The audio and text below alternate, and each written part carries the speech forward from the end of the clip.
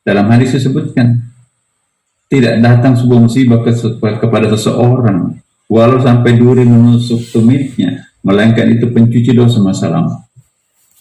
Tanda-tanda jika Allah tidak menyenangi seorang hambanya, dia menunda siksaannya nanti di akhirat, di api neraka.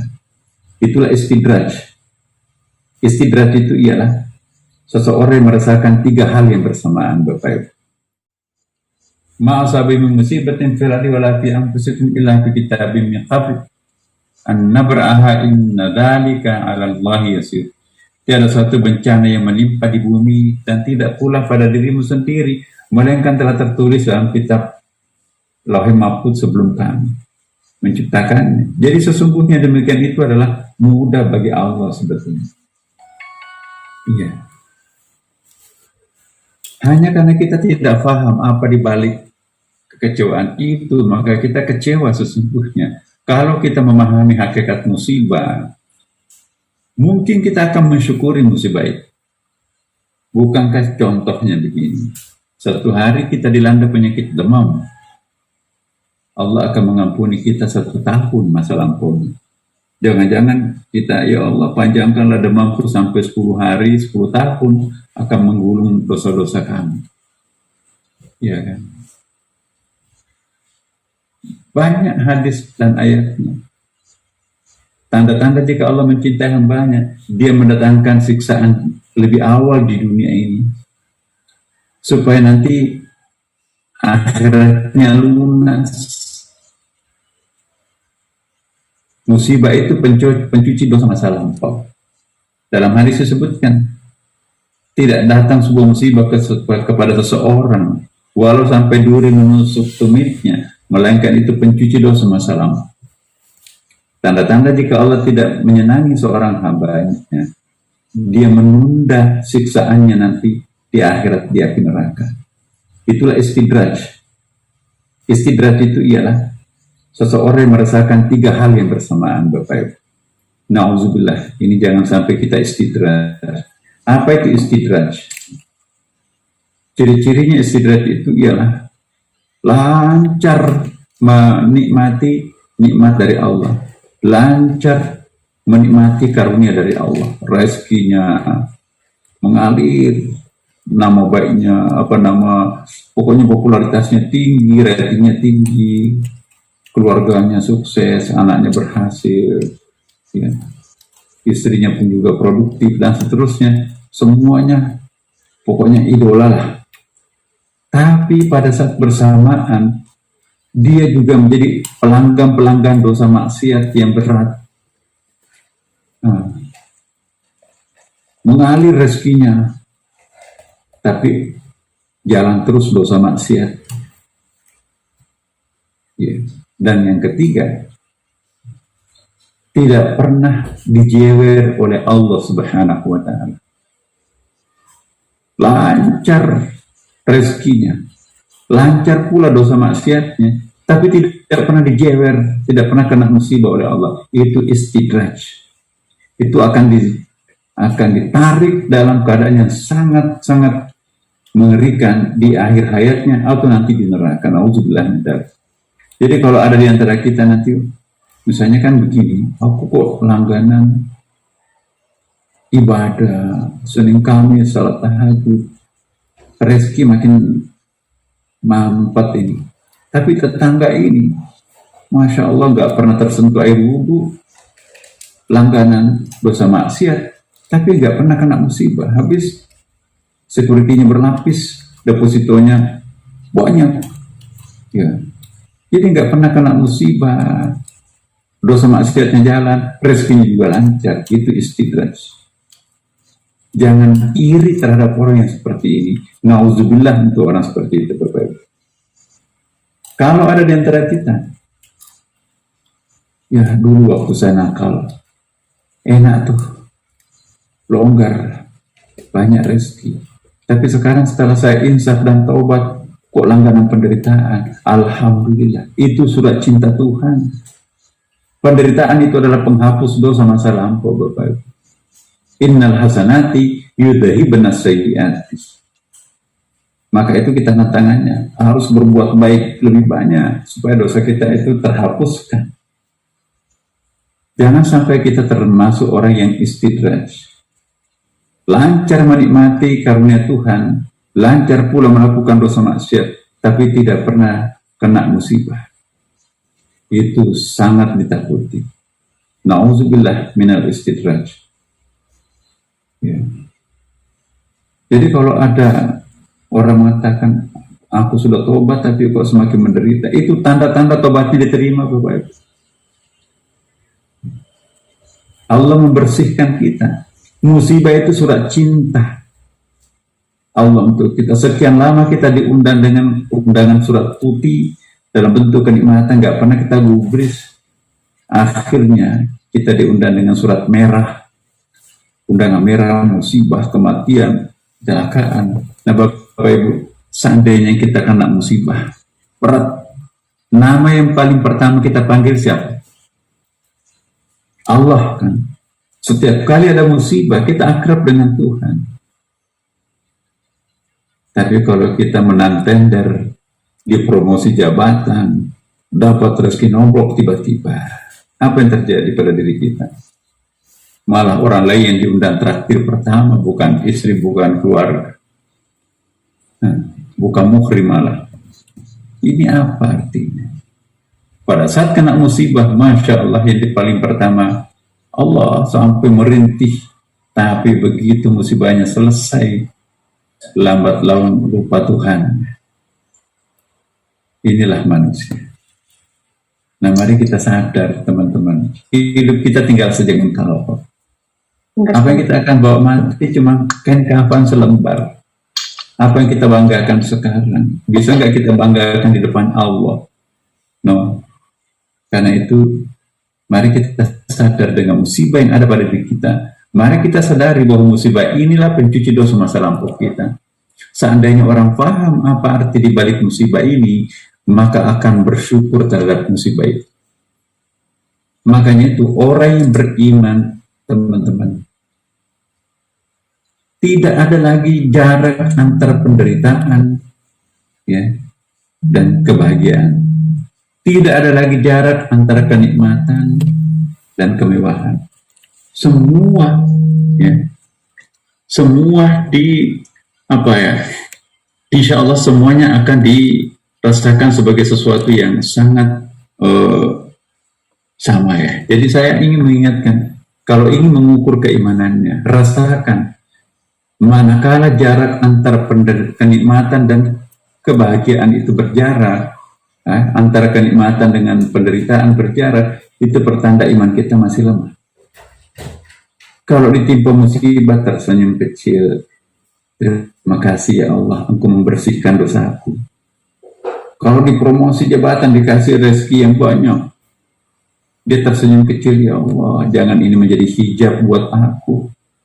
Selama ini aku akrab denganmu, jangan karena jabatan ini membuat aku nggak salat subuh di masjid.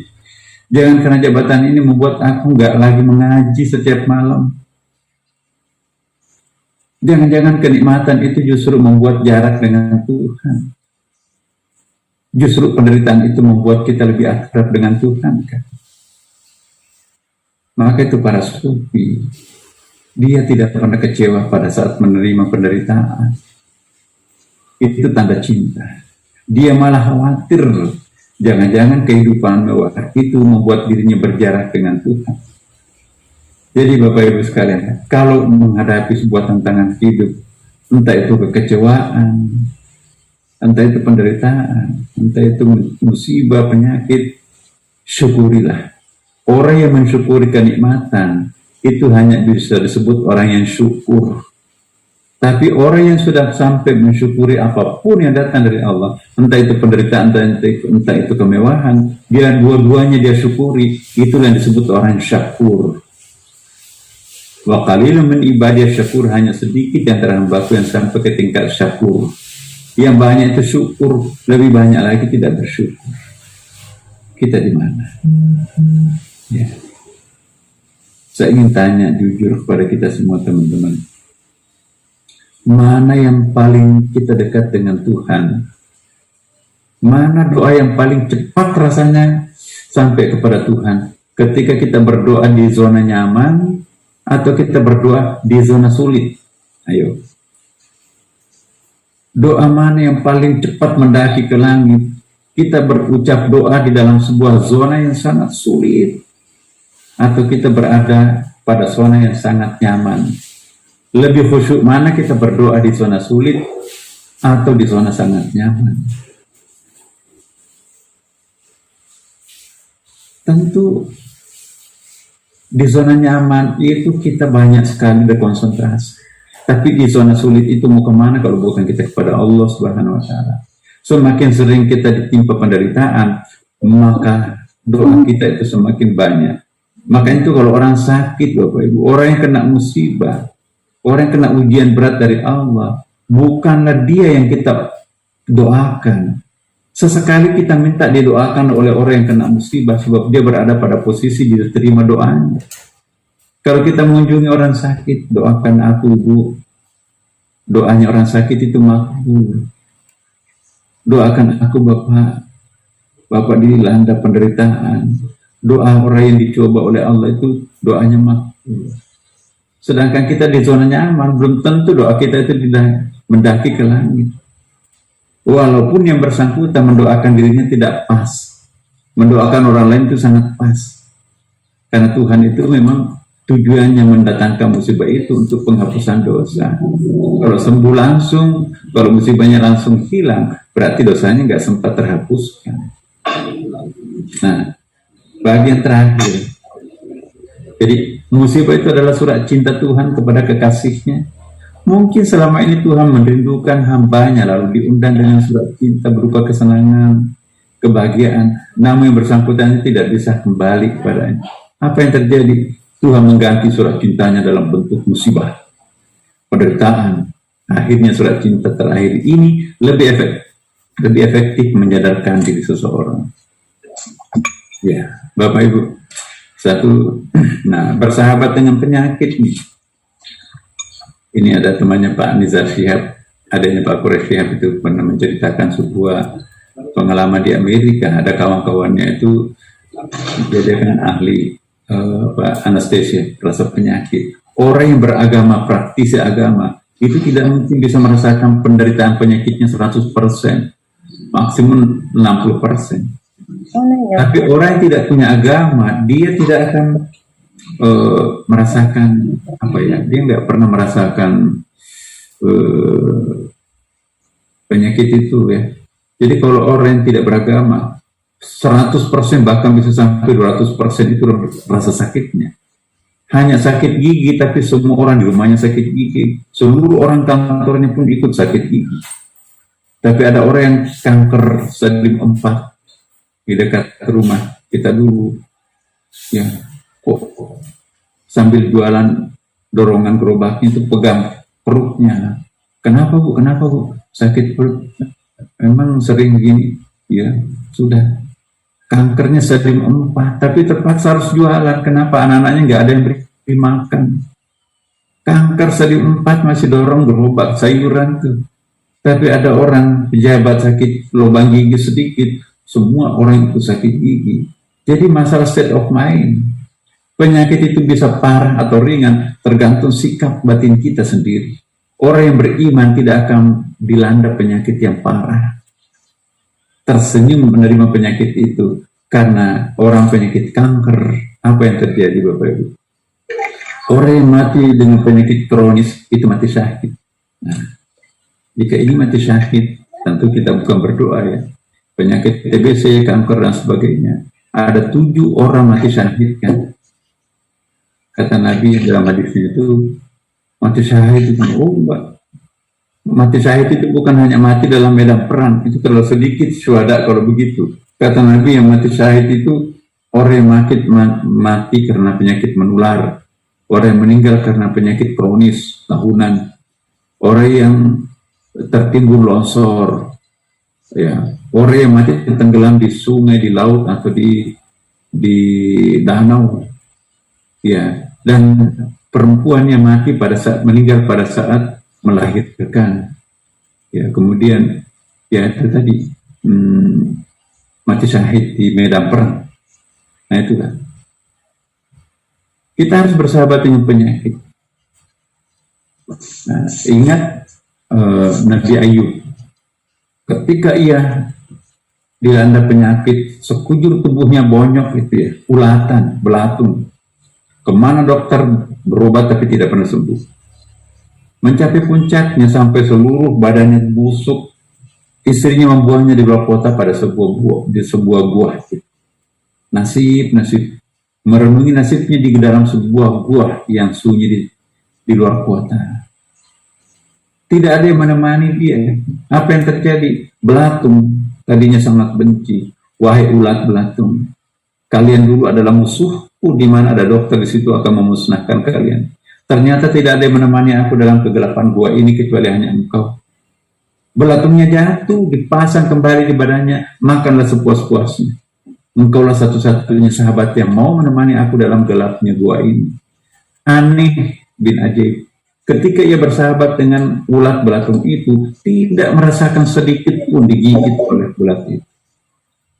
Ujung kesabaran seorang penderita. Tengah malam Nabi Ayub itu mendengarkan suara. Itu dalam ayat ada kan. Pukulkanlah kedua tumitnya ke tanah. Akhirnya kaget, ini bukan suara biasa. Begitu dia pukulkan kedua tumitnya, memancarlah air, persis seperti Zamzam itu. Memancar dari bawah tanah, air di situ dia minum, dan di situ dia mandi. Apa yang terjadi Bapak Ibu? Sekujur tubuh dibersih, ulatnya tak pergi kemana. Lalu kembali ke kota bergabung dengan masyarakatnya, umatnya. Jadilah dia pemuda tinggi yang benar-benar sangat tampan. Tergila-gila lah mantan istrinya di situ. Tapi sudah terlanjur sudah bernazar, kalau memang nanti aku sembuh dan ketemu dengan istriku, pasti aku akan cambuk 100 kali. Akhirnya diajari oleh Tuhan. Ada dalam Al-Quran itu kan, saya nggak sebutkan sini. Ambillah seonggok rumput, lalu cambukkan kepada istri ini. Kira-kira kalau seonggok rumput itu dicambukkan ke istri 100 kali, rasa sakit nggak? Enggak. Tapi nazar harus dilewati, harus dibayar. Nah jadi teman-teman, ya itulah, di mana ada kesabaran, puncak di situ ada keajaiban. Ya. Kemudian terakhir Bapak Ibu sekalian adalah reda menerima takdir. Ya, masih banyak orang berusaha untuk menolak takdir. Konotasi takdir selama ini kan boleh banyak orang mempersepsikan sebagai sesuatu yang negatif. Sedangkan sesuatu yang positif seolah-olah itu dianggap sebagai murni ikhtiar atau usahanya sendiri. Padahal baik takdir negatif maupun takdir positif itu semuanya dari Allah kan. Nggak ada sesuatu yang bukan dari Allah. Tantangan kita sekarang ini agar takdir itu tidak terlalu membebani kita. Bagaimana caranya? Nah inilah sejumlah resep yang dilakukan oleh para arifin ya. Ya kita kembalikan lagi kepada Allah bahwa takdir itu kan begini. Perbuatan itu terwujud karena ada 4 tingkatan. Ada masyiah, keinginannya Allah. Lalu keinginan Allah ini menjadi keinginannya manusia, itu yang disebut dengan irada. Kalau irada itu punya power atau istita'ah, maka ada potensi untuk melakukan perbuatan itu. Tinggal menunggu satu poin yang keempat yang disebut dengan kasab atau execution, maka itulah nanti yang akan menjadi wujud perbuatan. Tekan tombolnya jadi perbuatan. Dengan demikian takdir itu sebetulnya rentetannya panjang, bukan ujub-ujub dan bukan kebetulan. Tidak ada kebetulan. Ma khalaqta hadza batila, nggak ada kebetulan. Semua ada jalurnya. Cuma kita nggak ngerti. Karena itu kalau kita mengerti jalur takdir itu, maka takdir apapun yang datang pada kita itu yang terbaik buat kita.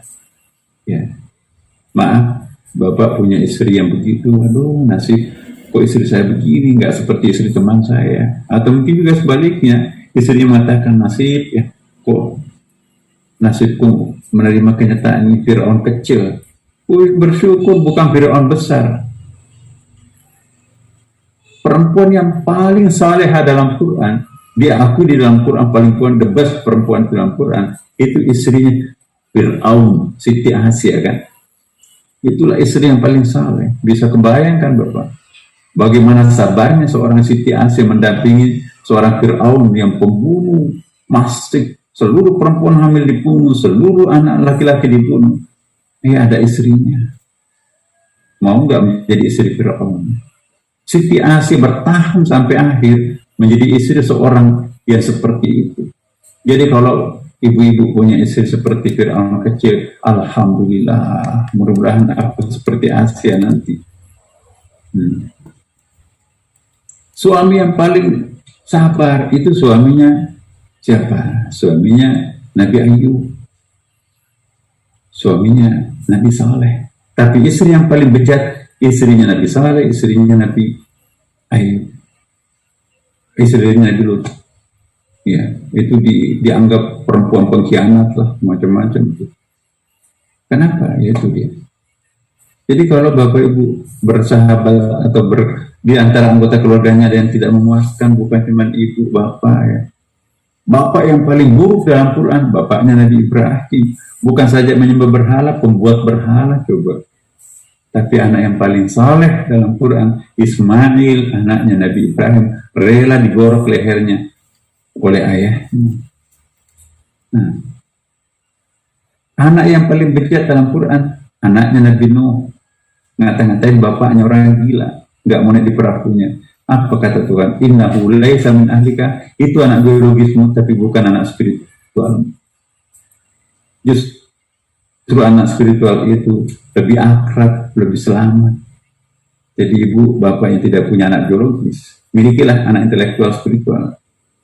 Boleh jadi itu lebih baik buat bapak dan ibu. Nah, Bapak Ibu sekalian, waktu kita sudah cukup.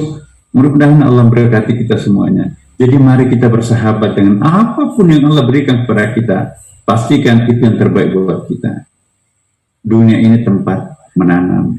Mudah-mudahan kita panen dengan sesuatu yang sangat menggembirakan di akhirat kelak. Wassalamualaikum warahmatullahi wabarakatuh.